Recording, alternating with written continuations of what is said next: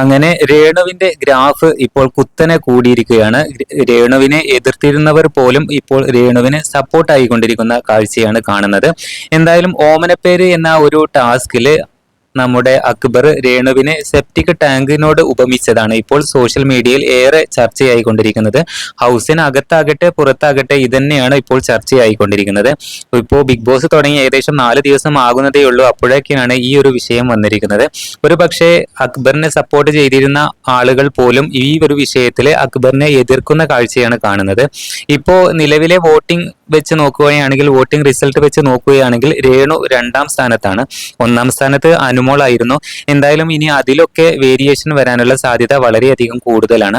പിന്നെ അക്ബർ മാപ്പ് ചോദിക്കുന്നുണ്ട്, ലൈവിൽ ചോദിച്ചിരുന്നു. പക്ഷേ രേണു അത് ആക്സെപ്റ്റ് ചെയ്യുന്നില്ല, എനിക്ക് വേണ്ട നിന്റെ മാപ്പ് എന്ന് പറയുന്നുണ്ട്. അപ്പോഴും അക്ബർ എന്ത് ചെയ്യാണ്, ആ ഒരു യാതൊരു കുറ്റബോധം പോലും ഇല്ലാതെയാണ് അക്ബർ പറയുന്നത് രേണുവിന് എന്റെ സോറി വേണ്ട എങ്കിൽ അത് ഞാൻ തിരിച്ചെടുക്കുന്നു എന്നൊക്കെ പറയുന്നുണ്ട്.